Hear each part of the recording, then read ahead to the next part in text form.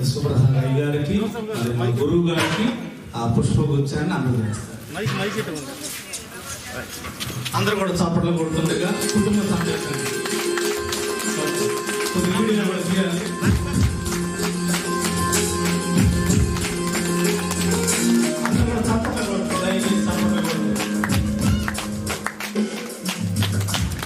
తర్వాత మరి జోసఫ్ గారికి దైవజనులకి మరి పుష్పగుచ్చాన్ని అందజేస్తారు. సంతోషంగా తప్పకుండా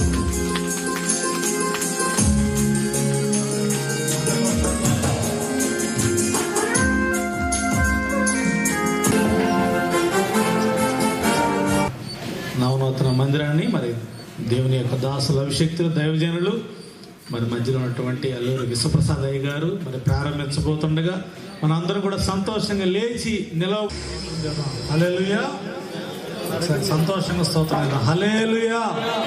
మరి దైవజనులు వెలిసిన అయ్య గారు వచ్చి 44వ కీర్తన మరి మన మధ్యలో చదువుతారు.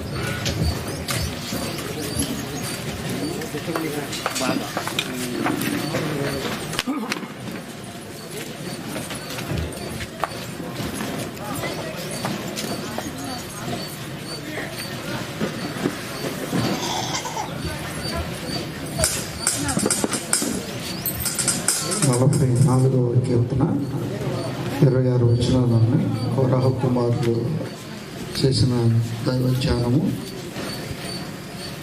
చదువుకుందాం. కీర్తన ప్రతి ఒక్కరూ ఈ కీర్తన భాగాన్ని తీర్చి చూస్తూ ఉన్నట్లయితే చదువుకుందాం.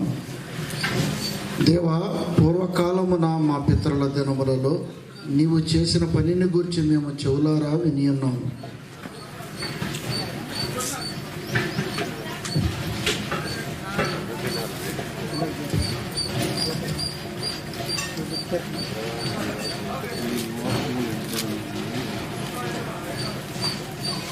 చిన్న మార్పు 84వ కీర్తన.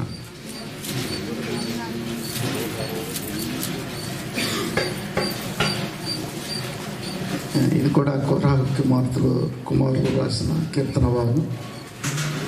సైన్యములకు అధిపతియగు యెహోవా, నీ నివాసములు ఎంత రమ్యములు. యెహోవా మందిరావరణములను చూడవలనని నా ప్రాణము ఎంతో ఆశపడుచున్నది, అది సొమ్మసిల్లుచున్నది. జీవము గల దేవుని దర్శించుటకు నా హృదయమును నా శరీరమును ఆనందముతో కేకలు వేయుచున్నవి. సైన్యములకు అధిపతి వగు యెహోవా, నా రాజా, నా దేవ, నీ బలిపీఠమునొద్దనే పిచ్చుకలకు నివాసము దొరికెను. పిల్లలు పెట్టుటకు వానకోవెలకు గూటి స్థలము దొరికెను. నీ మందిరమునందు నివసించువారు ధన్యులు, వారు నిత్యము నిన్ను స్తుతించుదురు. నీ వలన బలమునందు మనుష్యులు ధన్యులు, యాత్ర చేయు మార్గములు వారికి అతి ప్రియములు. వారు బాకాలోయలో పడి వెళుచు దానిని జలమయముగా చేయుదురు. తొలకరి వాన దానిని దీవెనలతో కప్పును. వారు నానాటికి బలాభివృద్ధి నందుచు ప్రయాణము చేయుదురు. వారిలో ప్రతివాడును సియోనులో దేవుని సన్నిధిని కనబడును.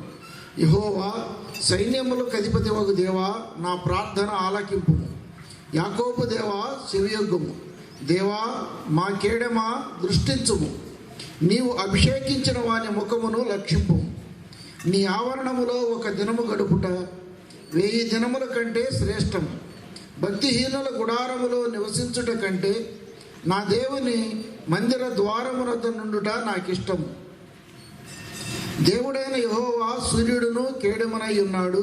యెహోవా కృపయు ఘనతయు అనుగ్రహించును. యథార్థముగా ప్రవర్తించు వారికి ఆయన ఏ మేలును చేయక మానడు. సైన్యములకు అధిపతి యెహోవా, నీ యందు నమ్మిక ఇంచువారు ధన్యులు. దేవుడి లేఖన భాగమును దీవించునుగాక. ఆమేన్. చదివిన దైవజనులకు వందనాలు తెలియపరుస్తున్నాను. నూతన మందిరంలోనికి మనం అడుగు పెడదాం. ముందుగా దైవజనులు ప్రారంభించినటువంటి దైవజనులు, ఆ తర్వాత ఆ స్థానికంగా ఉన్నటువంటి దైవజనులు అడుగు పెట్టిన తర్వాత మనందరం కూడా అడుగు పెడదాం.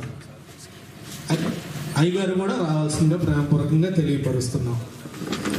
అందరూ స్తోత్రాలు చెల్లిద్దాం. సంతోషంగా స్తోత్రాలు చెల్లిద్దాం. స్తోత్రం స్తోత్రం స్తోత్రం.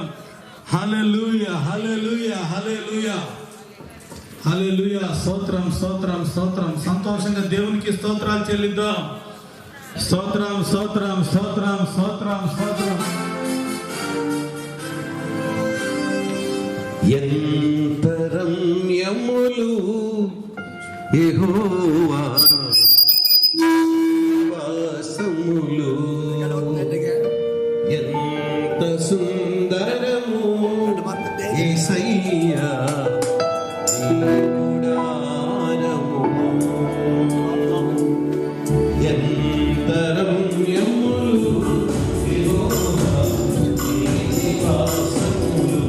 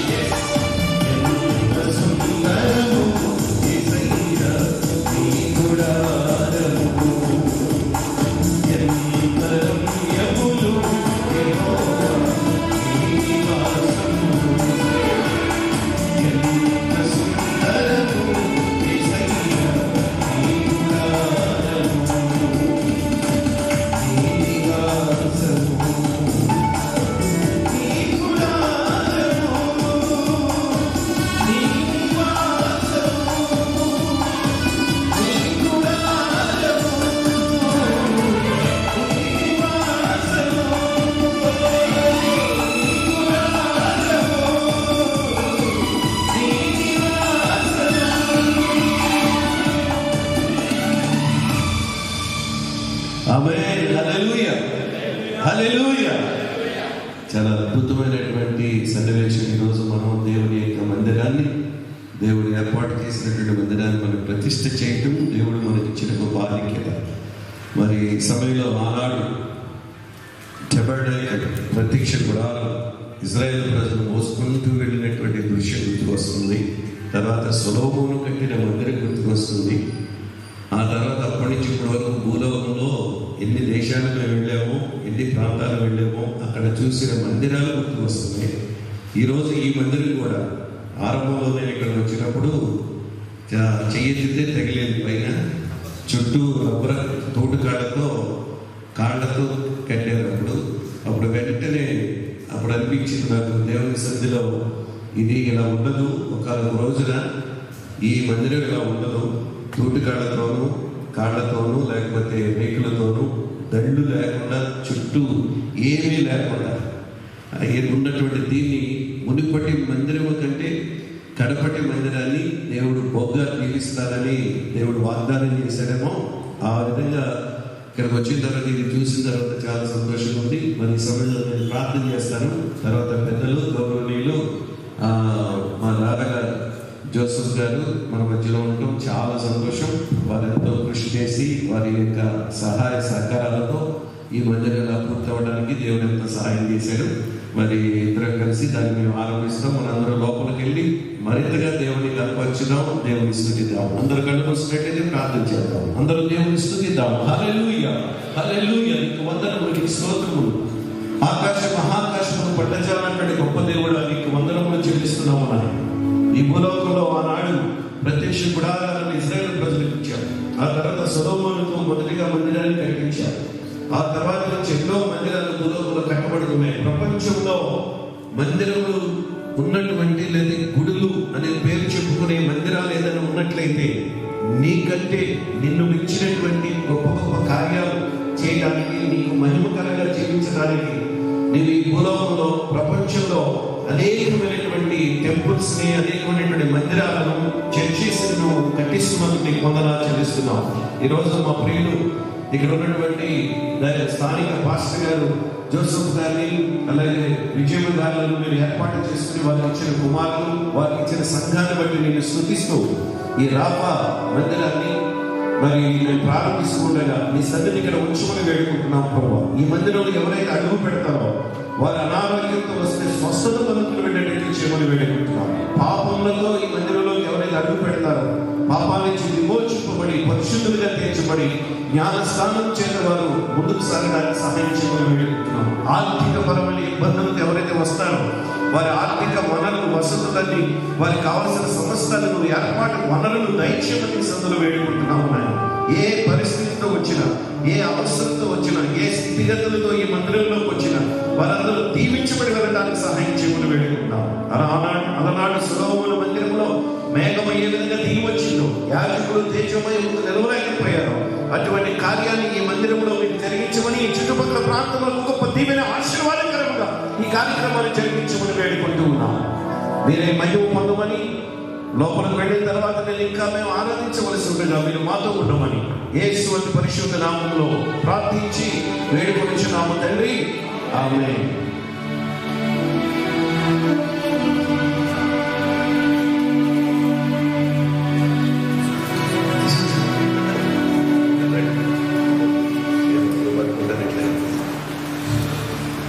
తండ్రి, కుమార, పరిశుద్ధాత్మ త్రియేక దేవుని నామములో ఈ మందిరాన్ని అనుష్ఠిస్తున్నాము.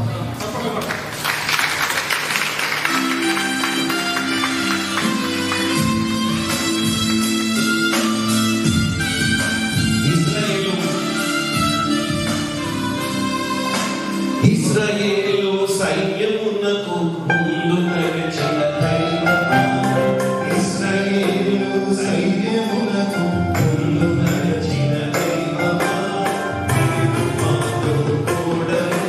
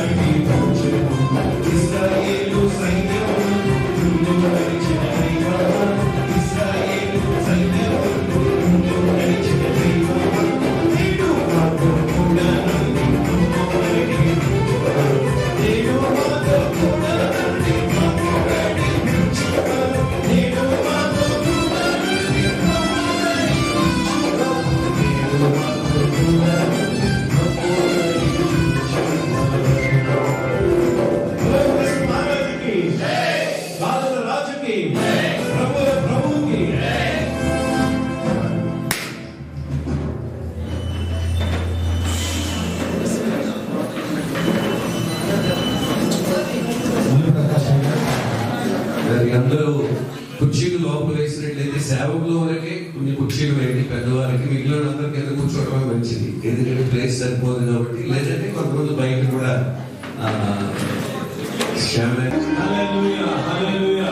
దయచేసి అందరూ కూడా సైలెంట్ గా ఉండాలని ప్రేమపూర్వకంగా తెలియపరుస్తున్నాం. దయచేసి అందరూ కూడా కొద్దిగా సైలెంట్ గా ఉండాలని తెలియపరుస్తున్నాం. రాసులు వర్తమానాన్ని అందించబోతుండగా దయచేసి ప్రతి ఒక్కరు కూడా కొద్దిగా సైలెంట్ గా ప్రేమపూర్వకంగా తెలియపరుస్తున్నాం. దేవునికి భయంకరంగా దేవుని సన్నిధిలో మరి మనం అందరం కూడా భయభక్తులు కలిగి ఉండాలి. కొద్దిగా మరి అన్నగారు ఆ పాడబడతారు మా మధ్యలోకి వచ్చి అందరూ కూడా సంతోషంగా సపోర్ట్ కూడా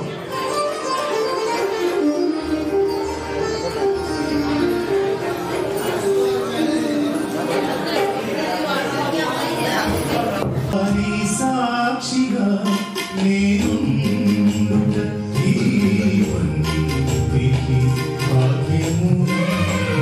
దేవాని సాక్షిగా నేను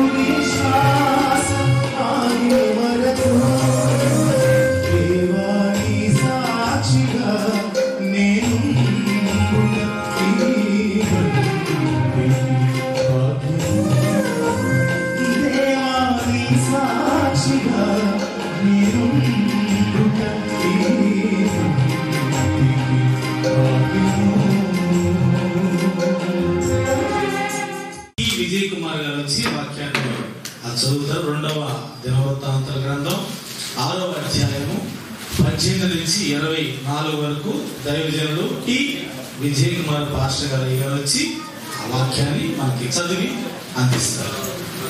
వృత్తాంతములు 6వ అధ్యాయము 18 నుంచి 24 వచనాల వరకు చదువుకుందాం. మనుషులతో కలిసి దేవుడు భూమి యందు నివాసం చేయున ఆకాశమును మహాకాశమును నిన్ను పట్టజాలవే నేను కట్టిన ఈ మందిరము నిన్ను పట్టునా? కొన్నాళ్ళు మరి దైవజనుడు డగ్లస్ గారు మరి వాక్యం నిమిత్తమై ప్రార్థన చేస్తారు.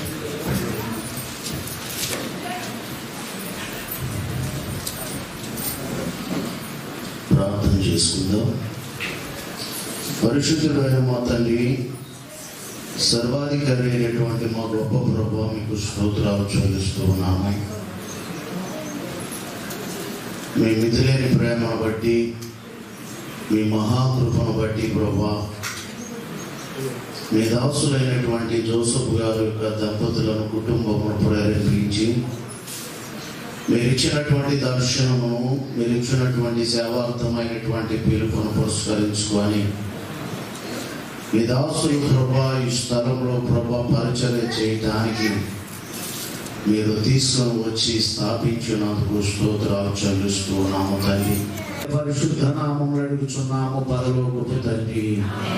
ఆమేన్.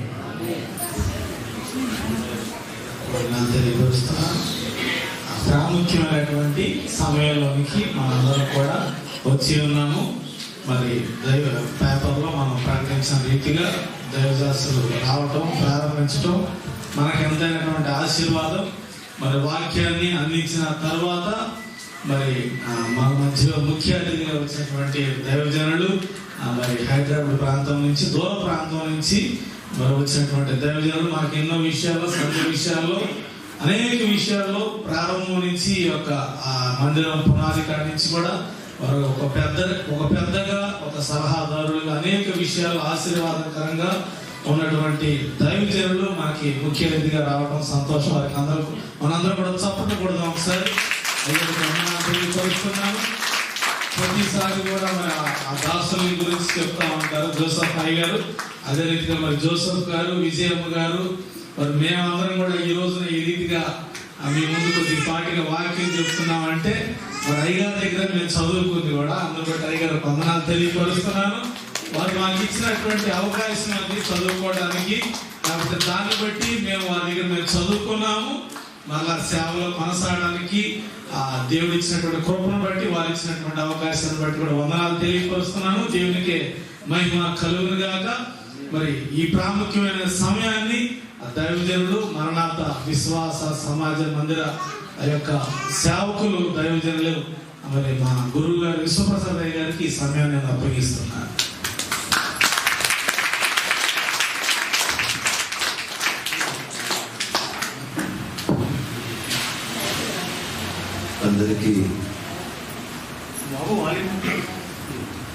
అందరికీ వందనాలు.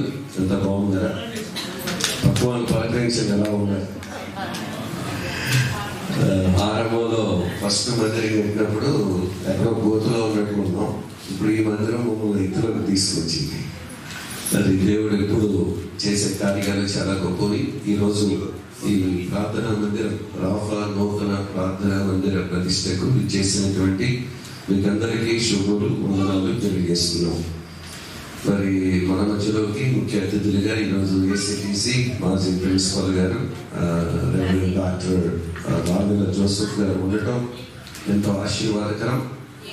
ఎందుకంటే వారు లెక్చరర్ కూడా చాలా చదివి దాదాపు 100 పాటలు ప్రిన్సిపాల్ లెక్చరర్ ప్రిన్సిపాల్ అన్నారు. ఇందాక మన వారు చదివారు కదా దేవుని వాక్యాన్ని. దానిలో భాగంగా dedication of temple and hour cells before God. దేవుని మందిరాన్ని ప్రతిష్ట చేయటం, ఆ తర్వాత దేవుని సన్నిధిలో దేవుని ముందు మనం ప్రతిష్ఠించుకోవడం. దేవుని మందిరాన్ని చేసామంటే ఒక రాయి, ఇటుక, సిమెంట్ వీటితో కట్టినటువంటి బిల్డింగ్లు మనం చేసామని మనం అనుకుంటున్నాం. కానీ మనం చేసేది దాని కాదు. మనం దేవుని సన్నిధిలో మనం ప్రతిష్ఠించుకుంటున్నాం. దేవుని సన్నిధిలో మనం సమర్పించుకోవడానికి దేవుడు ఎంత గొప్ప భాగ్యాన్ని ఇచ్చాడు. ఇందాక మన వాళ్ళు చదివినటువంటి లేఖన భాగంలో 2వ దినవృత్తాంతంలో 6వ అధ్యాయం 19లో వచ్చిన అంటాడు, మనుషులతో కలిసి దేవుడు భూమి మీద నివాసము చేయునా, ఆకాశమును మహాకాశమును నిన్ను పట్టజాలవే, నేను కట్టిన ఈ మందిరము నిన్ను పట్టునా. దేవా యెహోవా, నీ సేవకుడు నీ సన్నిధిని చేయు ప్రార్థన యందు విన్నపములను లక్ష్యమించి నీ దేవుడైన నేను చేయు ప్రార్థన పెట్టు మొలను ఆలకించు. అని 20 వచనం అంటాడు, నీ సేవకులు ఈ స్థలము తట్టు తిరిగి చేయి విన్నపములను వినుటకైనా నామమును అచ్చట ఉంచేదనని నీవు సెలవిచ్చిన స్థలమునందున్న ఈ మందిరము మీద నీ కనుదృష్టి రాత్రింబగళ్ళు నిలుచును గాక. ఈ మాట అందరూ చెప్పండి. ఈ మందిరము మీద నీ కనుదృష్టి రాత్రింబగళ్ళు నిలుచును గాక. అయిపోయింది నా సందేశం. దీని తర్వాతే మనం ఎంత మాట్లాడుకున్నాం. చూసాక ఎంత గొప్ప ఆశీర్వాదము, ఎంత గొప్ప మాట. అది ఎంత పవర్ఫుల్ అన్నమాట. 1982 సంవత్సరంలో ఈ సమాజం ఆరంభించినప్పుడు మేము ఎన్నెన్ని మందిరాలు, చిన్న చిన్న మందిరాలు, తూటి కర్రలతో, రేకుల షెడ్లు, తారు రేకులతో ఎన్నెన్ని కట్టామో, ఎన్నెన్ని మెత్తామో, ఎన్నెన్ని అలికామో. అలికిన రోజులు కూడా, పేడేసి అలికినట్టు రోజులు కూడా ఉన్నాయి నాకు. ఏది ఫ్లోర్లు అంత మా అమ్మగారు కాలం నుంచి కూడా. ఈ రోజున గొప్ప గొప్ప మందిరాలు, గ్రానైట్లు, అసలు గ్రానైట్తో వేస్తే నాకు ఆశ్చర్యం వేస్తుంది. మా మందిరానికి గ్రానైట్ లేదు అనుకున్నాను. మరి అలాగే మార్బుల్, తర్వాత ఎయిర్ కండిషన్స్, తర్వాత కెథెడ్రల్స్, గొప్ప గొప్ప మందిరాలను దేవుడు నిర్మించేటట్లుగా దేవుడు చేస్తూ ఉన్నాడు. ఈరోజు ఈ వాక్యాన్ని మనం చదువుతున్నటువంటి దీటన్నింటిలో కూడా దేవుని సన్నిధిలో మనం పరిశుద్ధపరచుకోవాలి. దేవుని మందిరాన్ని ప్రతిష్ఠ చేయాలి. అంత మాత్రమే ఒకటి విశ్వాసులు మనం దేవుని సన్నిధిలో, ఇక్కడ ఉన్న ఎంతమంది విశ్వాసులు ఉన్నారో మిమ్మల్ని మీరు ఈ రోజు దేవుని సన్నిధిలో సంపూర్ణంగా, రోమపత్రిక 12:1 చెప్పినట్లుగా, పరిశుద్ధమును దేవుని అనుకూలమైన సజీవ యాగముగా మీ శరీరములను ఆయనకు సమర్పించుకొని దేవుని వాక్యమును బట్టి మిమ్మల్ని బ్రతిమాలుకొనుచున్నాను. ఇట్టి సేవ మీకు యుక్తమైనది అని చెప్పి 2వ వచనంలో, ఈ లోక మర్యాదను మీరు అనుసరించకుండా ఉత్తమమును అనుకూలమును సంపూర్ణమైన దేవుని చిత్తమైన పరీక్షించి తెలుసుకున్నట్లు మీ మనసు మారి నూతన మగుటు వల్ల రూపాంతరము పొందండి అంటాడు. ఈరోజు దేవుడు నిజంగా మనలను మరింతగా పరిశుద్ధపరచుకోమని దేవుడు మనకి ఒక మాట, ఈ మాట వినండి.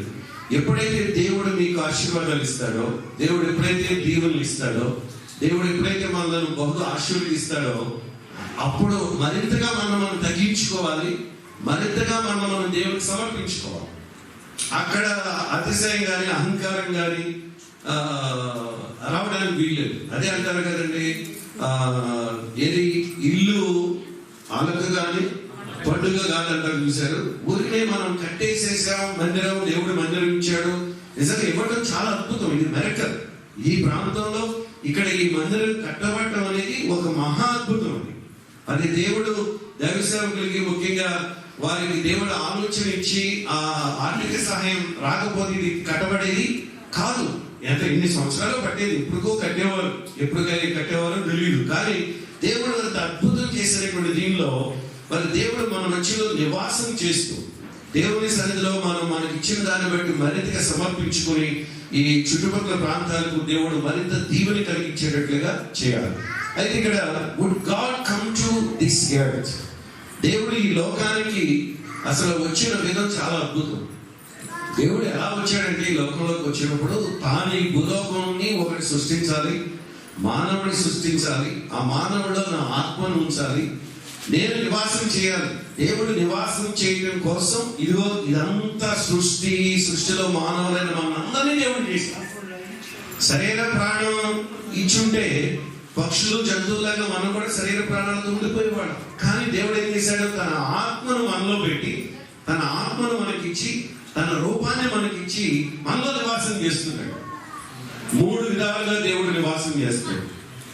అది మీరు బైబిల్ గ్రంథంలో మీరు చూస్తే, అంటే తన ప్రేమను దేవుడు వెల్లడిపరుస్తూ తన నివాసం చేస్తూ మనం రోమపత్రిక 5:8 చదువుతాం. అయితే దేవుడు మన ఎడల తన ప్రేమను వెల్లడిపరుచుచున్నాడు. ఎట్లనగా మనం ఇంకనూ పాపులమై ఉండగానే క్రీస్తు మన కొరకు చనిపోయాడు. తర్వాత మాట మీరు చూస్తే యోహాను 3:16 అందరికీ తెలిసింది. దేవుడు లోకమును ఎంతో ప్రేమించాడు, కాగా ఆయన తన అద్వితీయ కుమారునిగా పుట్టిన వారికి విశ్వాసం ఉంచి ప్రతివాడు నశింపగా నిత్య జీవము పొందినట్లు ఆయనను అనుగ్రహించను. అంటే దీని ముందు జరిగింది ఏంటి? దేవుడు సాక్షాత్తు ఏదైనా తోటలో ఆదామవ్వలతో మాట్లాడుతూ వచ్చినటువంటి దేవుడు, ఆ దేవుని ఆజ్ఞను అతిక్రమించి పాపంలో పడినప్పుడు దేవుడు మళ్ళీ ఏం చేశారు తెలుసా? ఆ చల్లటి పూట ఏదైనా తోటలో మాట్లాడిన దేవుడు అదే మాట, అదే దర్శనం, అదే విధంగా మళ్ళీ ఎప్పుడు మాట్లాడుతూ వచ్చాడు? ప్రత్యక్ష గుడారాలలో మాట్లాడుతూ వచ్చాడు. అదే నిర్గమాకాండం 26:1 మనం చూస్తాం. అది ఏమంటాడు? మరియు నీవు 10 తెరలతో ఒక మందిరము చేయవలెను, నీల ధూమ్ర రక్త వర్ణములు గల తేలిన సన్నపునాలతో వాటిని చిత్రకారుని పని అయిన కెరూబులు గల వాటినిగా చేయవలెను అన్నాడు. అంటే ఒక ప్రత్యక్ష గుడారాన్ని నిర్మించమన్నాడు.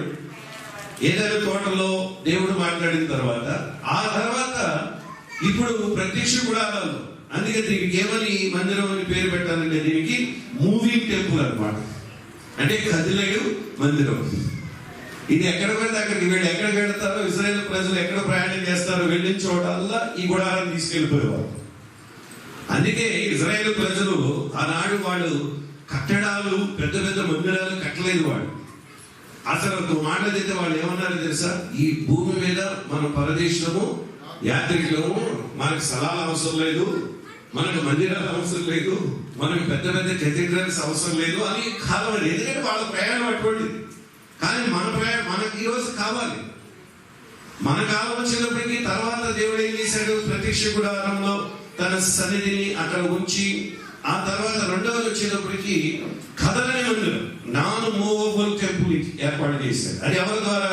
మొదటి రాజులు 6వ అధ్యాయం 2వ వచనంలో సొలొమోను, రాజైన సొలొమోను యెహోవా కట్టించిన మందిరము 60 మూరల పొడవును, 20 మూరల వెడల్పును, 30 మూరల ఎత్తుగలదై ఉండేది అన్నాడు. ప్రత్యక్ష గుడారము కొలతలు ఉన్నాయి, సొలొమోను కట్టిన మందిరానికి కొలతలు ఉన్నాయి. ఇది ఆ మందిరము కదిలేని మందిరం, సొలొమోను కట్టిన మందిరం కదలని మందిరం. ఇది ఈ మందిరం. ఇప్పుడు ఇది ఎక్కడికి కదదు. ఇక భాష గారు దీన్ని ఎక్కడికి తీసుకెళ్ళడానికి లేదు. దీన్ని మార్చిదే తప్ప, దీన్ని కన్వర్ట్ చేసిన తప్ప ఇంకొక విధంగా నిరంతరము దేవుని మందిరం ఎప్పుడు దేవుని మందిరముగానే దేవుని రాకడ వచ్చే వరకు కొనసాగుతూ ఉండాలి. హల్లెలూయా. అది చాలా దేవుడు కార్యం అన్నమాట. తర్వాత మరొక మందిరం ఉంది, కదిలేని మందిరం, కదలని మందిరం, కదులుచు ఉండే మందిరం. నువ్వు కల్పన అవసరం. ఇక నీతోనే నువ్వు ఎక్కడికి వెళ్తే అక్కడికి వచ్చేస్తుంది ఈ మందిరం. ఏ మందిరం అది? ఏ మందిరం అండి? మొదటి కొరింథీయులకు రాసిన పత్రిక 3వ అధ్యాయం 16వ వచనంలో ఉంది, మీరు దేవుని ఆలయమై ఉన్నారని, దేవుని ఆత్మ మీలో నివసించుచున్నాడని మీరు ఎరుగరా అంటాడు. అంటే కదలని మందిరము, కదిలేని మందిరము, కదులుచూ ఉండే మందిరం. హల్లెలూయా. అంటే మనం ఎక్కడికి వెళ్తాం అక్కడే దేవుని మందిరం. అటువంటి మందిరం దేవుడు మనకి ఏర్పడేది. ఇది చాలా క్లారిటీగా ఉండాలి. మనం విశ్వాసలేంటాడు మనందరిలో కూడా. ఏదైనా చోటలో మాట్లాడిన దేవుడు, ప్రత్యక్ష గుడాలలో మాట్లాడిన దేవుడు, సొలొమోను కట్టిన మందిరంలో మాట్లాడిన దేవుడు, ఈరోజు మనం కడుతున్న మందిరాల్లో మాట్లాడుతున్న దేవుడు, మన హృదయాలలో ఉండి నిరంతరము మాట్లాడుతున్న దేవునికి మహిమ కలుగును గాక. అటువంటి దేవుడిని మనం ఆరాధిస్తూ ఉన్నాం. అందుకని ఇక్కడ సొలొమోను ఏమంటున్నాడంటే, వీటన్నిటిని బట్టి చూస్తే దేవుడు భూలోకంలోకి వచ్చి నివాసం చేస్తాడు ఖచ్చితంగా అని. With the dedication of the temple, Solomon asked God to look and hear the prayers in this place. సొలొమోను కట్టిన మందిరంలో తీసుకెళ్తాడు. ఆ మందిరంలో కట్టిన తర్వాత సొలొమోను ప్రార్థన చేశాడు. ఏమని ప్రార్థన చేశాడు? దేవా, నీ యొక్క కనుదృష్టి మేము చేస్తున్నటువంటి ప్రార్థనల మీద, మేము అడుగుతున్నటువంటి అవసరతలు కానీ ప్రార్థనలో, మా ప్రార్థనలో మీద నీ కనుదృష్టి ఉంచు, మా ప్రార్థనలు నువ్వు విను అని అంటున్నాడు. ఇక్కడ అదే మీరు ఇక్కడ చూస్తారు. ఏది? 2వ దినవృత్తాంతంలో 6:20లో ఏమన్నాడు? నీ సేవకులు ఈ స్థలము తట్టు తిరిగి చేయించున్న విన్నపములను వినుటకైనా నామమును అచ్చట ఉంచేదని నువ్వు సెలవిచ్చిన స్థలమున ఈ మందిరము మీద నీ కనుదృష్టి రాత్రి పగళ్ళు నిలుచునుగాక అంటే. ఈరోజు కొన్ని పాయింట్స్ చెప్తాను మీకు. ఇట్లా మొదటిగా దేవుడు నివాసం, ఆనాడు నివాసం చేస్తున్న దేవుడు ఈనాడు నివాసం చేస్తున్నాడు ఆత్మరూపంలో. పరిశుద్ధాత్ముడు మనలో ఉండి నడిపిస్తున్నాడు. అలాగే ఆనాడు ప్రార్థనలు విన్నటువంటి దేవుడు ఈనాడు మన ప్రార్థనలు వింటున్నాడు. దేవుని వాక్యాన్ని ప్రకటించడం ద్వారా నిరంతరం ఇక్కడ మన దేవుడు మన ప్రార్థనలు వింటాడు, తన కనుదృష్టి మనపై ఉంచుతాడు, మనకు సహాయం చేస్తాడు. కనుక ఎప్పుడు సహాయం చేస్తాడు. అందుకే హెబ్రీయులకు రాసిన పత్రిక 4వ అధ్యాయం 12వ వచనంలో అంటాడు, ఎందుకనగా దేవుని వాక్యము సజీవమై బలము కలిగే రెండంచులు గల ఎటువంటి ఖడ్గము కంటేను వాడిగా ఉండి ప్రాణాత్మలను, కేళ్లను, మూలుగులను విభజించినంత మట్టుకు దూర్చు, హృదయం యొక్క తలంపులను ఆలోచన శోధించుచున్నది అంటాడు. అంటే దేవుడు, మనం దేవుని వాక్యం చెబుతున్నప్పుడు దేవుడు మాట్లాడతాడు. ఈ దేవుడు స్వరంతో మాట్లాడే దేవుడు, దర్శనం ద్వారా మాట్లాడే దేవుడు, సేవకుల ద్వారా మాట్లాడే దేవుడు, వాక్యం ద్వారా మాట్లాడే దేవుడు. విలువైనటువంటి మాటలు అందించిన దైవ సేవలకు వందనాలు తెలియపరుస్తున్నాను. మరి శేఖరయ్య గారు వచ్చి ప్రార్థనలు నడిపిస్తున్నారు. వాక్యం నిమిత్తం ఆ వాక్యం ప్రకారం మనం అందరం నడుచుకోవాలని ఆయన ప్రార్థనలు నడిపిస్తున్నారు. అందరూ కూడా భక్తి భావంతో తలలో వచ్చి కళ్ళు మూసుకున్నట్లయితే ప్రార్థన చేసుకుందాం. సర్వశక్తిమంతుడైన సర్వోన్నతుడా, సకల ఆశీర్వాదాలకు కారణభూతుడైన మా పరలోక మందున మా తండ్రి, మీ ఘనమైన నామానికి వందనాలు చెల్లించుకుంటున్నాం స్వామి. ఇంత ఘనమైన కార్యాన్ని నీ నామం పేరిట అభిషేక్తుల దైవజనుల చేతుల మీదుగా ప్రభువా మీరు జరిగించిన విధానం బట్టి వందనాలు చెల్లిస్తూ నీ దాసులు నిలబెట్టుకుని వారి యొక్క ముఖాంతరంలో నుండి నాయన ఈ మందిరం యొక్క విశిష్టతను ప్రాముఖ్యతను ప్రభువా, ఈ మందిరంలో చేరే ప్రజలకు కలిగిపోవటువంటి ఈవులను గురించి అయ్యా ఆశీర్వాదాల గురించి చక్కటి మాటలు మాకు అందించినందుకు మీకు వందనాలు తండ్రి. అయ్యా నీ మందిరంలో ఒక్క దినమగను కూడా 1000 దినముల కంటే శ్రేష్టమన్నావు నాయన. ముగింపులోకి వచ్చేసాం. మన ఈ యొక్క కార్యక్రమానికి ప్రాముఖ్యంగా మరి ముఖ్య అతిథులుగా ఉన్నటువంటి దైవజనులు, హైదరాబాద్ ప్రాంతం నుంచి చేసినటువంటి దైవజనులు రాయవల జోసఫ్ గారు ఆశీర్వాదకరమైనటువంటి కొన్ని మాటలు మనకు తెలియపరిచి మరి యొక్క మందిరాన్ని బ్లెస్ చేసి వారి గ్రీటింగ్స్ ని మరి తెలియపరుస్తారు. మనందరం కూడా చప్పట్లు కొడుతూ విలువైన సమయాన్ని వారికి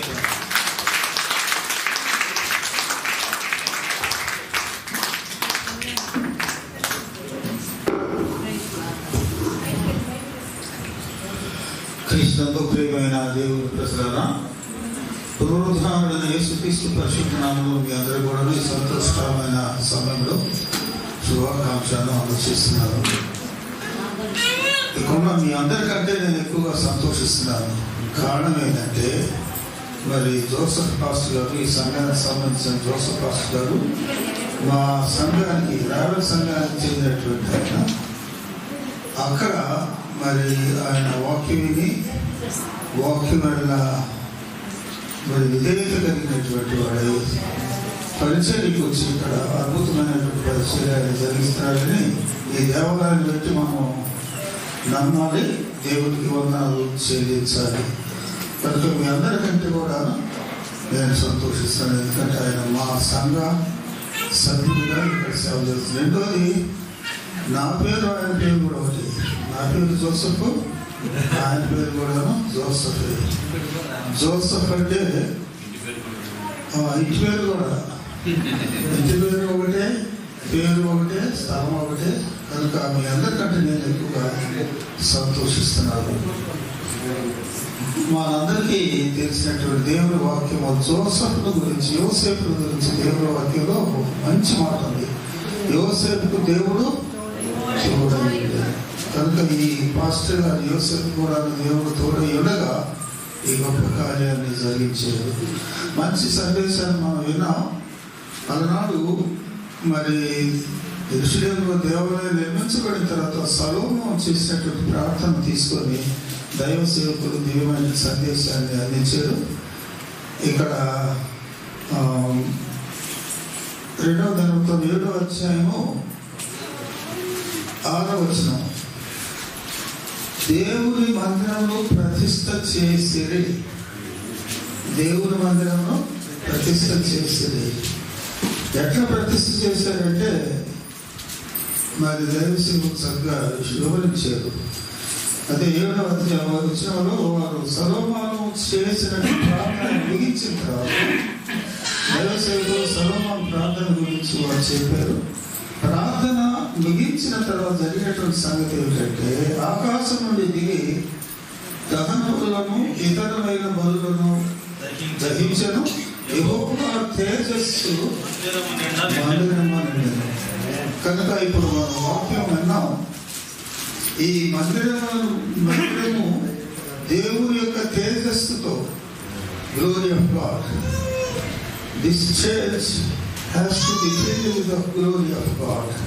దేవుని యొక్క మహిమతో నింపబడాలంటే ఆయన తేజస్సు నింపబడాలంటే ఇక్కడ దేవుని పరిచర్య, జోసఫ్ పాస్టర్ గారు, కుటుంబం, పెద్దలు అందరూ కూడా కలిసి మరి సేవ చేస్తూ ఉండగా ఈ మందిరం మీదకి తేజస్సు వస్తుంది. దేవుని యొక్క మహిమ, గ్లోరీ, దేవుని యొక్క మహిమ వస్తుంది.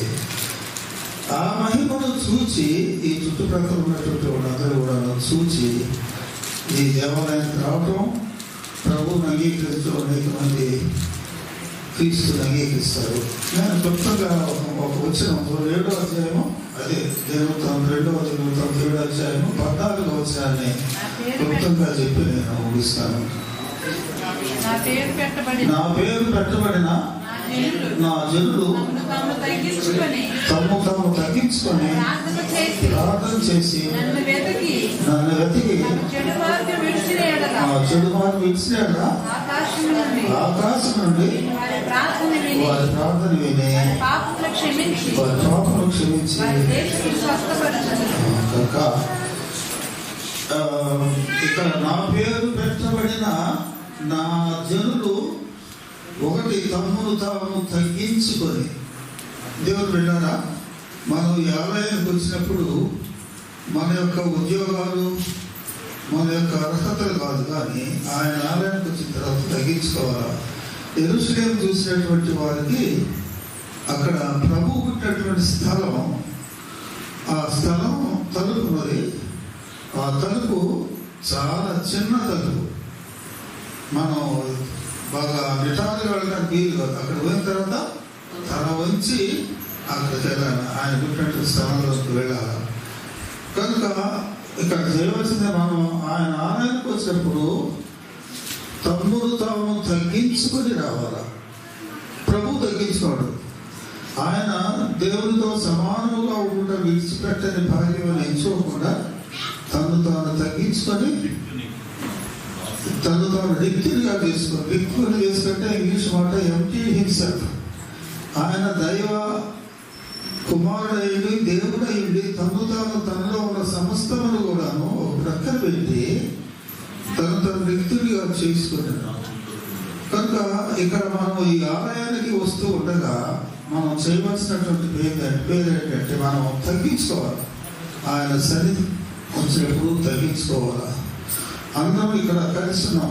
ఈ స్థలంలో కొంతమంది టీచర్స్ ఉన్నారు, గవర్నమెంట్ ఆఫీసర్స్ ఉన్నారు, సామాన్య సభ్యులు ఉన్నారు, విద్య కలిగినటువంటి వారు ఉన్నారు, విద్య లేనటువంటి వారు ఉన్నారు. కానీ ఆయన స్థానంలోకి వచ్చిన తర్వాత మనందరం దేవుని బిడ్డలుగా ఇక్కడ ఉన్నాం. అది దేవాలయంలో మనందరం వచ్చినప్పుడు సమానం, we are equal in Jesus Christ. యేసు క్రీస్తు మనందరం కూడా సమానంగా ఉన్నాం. ఎక్కువ తక్కువ ఉండకూడదు. ఇక్కడ మనందరం కూడా దేవుని బిడ్డలము, దేవుని సంఘానికి సంబంధించిన సభ్యులము. కనుక ఇక్కడ అంటాడు, నా పేరు పెట్టిన నా జనులు తమను తాము తగ్గించుకొని ప్రార్థన చేసి, నా మందిరము ప్రార్థన మందిరమని అనకూడదు. కనుక ఇక్కడ ప్రార్థన ప్రతినిత్యం ఉండాలి. మీరు ఎప్పుడైనా రోమన్ కాథలిక్ దేవాలయానికి వెళ్ళండి, అక్కడ పెద్ద దేవాలయాలు వాళ్ళు చాలా ధనవంతులు. ప్రపంచంలో ధనవంతులు ఎవరంటే కాథలిక్ వారి దేవాలయం చాలా పెద్దగా ఉంటే తలుపు తెరవబడి ఉంటుంది. మనకులాగా ఆదివారం దాకా తాళం వేసి ఆదివారం తెరవడం కాదు, కానీ ఎప్పుడు ఆ దేవాలయం తలుపులు తెరవబడుతుంది. వచ్చిన ప్రతి వారు కూడా అక్కడికి వచ్చి ప్రార్థన చేసుకొని వెళ్తారు. కనుక ఇది ప్రార్థనా మందిరంగా ఉండాలంటే ఇక్కడికి వచ్చేటువంటి వాళ్ళందరూ కూడా లోపలికి వచ్చి ప్రార్థన చేసుకునేట్టుగా అంత ఆకర్షణీయంగా ఈ దేవాలయం ఉండాలంటే అది మన మీదనే ఉంది. తమ్మును తాను తగ్గించుకొని ప్రార్థన చేసి నన్ను వెతికిన ఆయన వెతకాలి. ఇలా మనం దేవాలయాలు కట్టించవచ్చు, మంచి మంచి ఉద్యోగాలు ఉండొచ్చు, ఈ లోకంలో గొప్పవాళ్ళగా ఉండొచ్చు, కానీ మనం చేయవలసిందంటే ఆయనను వెతకాలి.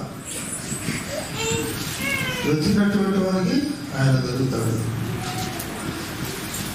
కానీ మనం ఈ లోకంలో అనేక విషయాల కొరకు వెళ్తాం. మంచి ఉద్యోగం కొరకు, మంచి పరిస్థితుల కొరకు వెతుకుతూ ఉంటాం. ఉదయం సాయంత్రం వరకు ప్రతి మానవుడు వెతుకుతూనే ఉంటాడు. ఎందుకంటే అతను నివాసం చేయడానికి అతనికి అవసరమైనటువంటి వాడి కొరకు వెతుకుతూ ఉంటాడు. కానీ ఇక్కడ ఎవరిని వెతకాలా? ప్రభు దేవుని ఆడ ప్రార్థన చేసి ఆయనను వెతికిన ఎడలా వెతకడం. రెండోది కొట్టకూడదు, చెడు మార్పులను విడిచిన ఎడల. చెడు మార్గాలను విడవాలా. క్రైస్తవులు ఎవరంటే క్రీస్తు బిడ్డలు. క్రీస్తు ఎవరంటే ఆయన పాపములను క్షమించి రక్షణ ఇచ్చేటువంటి రక్షణ కర్త. ఆయనను ఆరాధించేటువంటి మనము మరి చెడు మార్గంలో ఉండి ఇక్కడ ఆరాధనకు వస్తే ప్రయోజనం లేదు. కనుక ఈ దినం ఈ ఆలయము మనం ప్రతిష్ట చేస్తూ ఉండగా దేవుడు వెళ్ళారా, మనలో ఏదైనా చెడు ఉంటే, అది ద్వేషమే కావచ్చు, కోపమే కావచ్చు, ఏదైనా కావచ్చు, వాటిని మనం విడిచిపెట్టాలి. ఈ సంఘాన్ని గురించినటువంటి మంచి సాక్ష్యం ఏంటంటే ఉండాలా. అలాగే ఈ సంఘానికి వచ్చేటువంటి వాళ్ళందరూ కూడాను దేవుని బిడ్డలు, నీతిమంతులు, మంచి పేరు ఉండాలంటే మనం ఆయన సన్నిధిలో తగ్గించుకోవాలి. నేను చెప్పాను కదా, ప్రభు పుట్టినటువంటి స్వాగతం చేసుకుందాం. అందరూ తలవంచండి. చెప్పబడినటువంటి వాక్యము మన హృదయంలో ఫలించినట్లుగా మనం ప్రార్థన చేసుకుందాం. ఒక క్షణం ప్రార్థన చేసుకుందాం. వ్యక్తిగతంగా మీ ప్రార్థనలో వాక్యం అన్నారు కనుక ఈ వాక్యం మన జీవితంలో ఫలించినట్లుగా మీరు ప్రార్థన చేసుకోవాలా. ఒక క్షణం అందరూ ప్రతి ఒక్కరు ప్రార్థన చేసుకోవాలి. మనసులో చేసుకోండి. ఏమి ఇక్కడ చెప్పను, కార్యక్రమం ముగించబడింది. అయితే ఈ సమయంలో మరి ఉన్నటువంటి ముగ్గురిని సన్మానించాలనేది చిన్న ఆశ.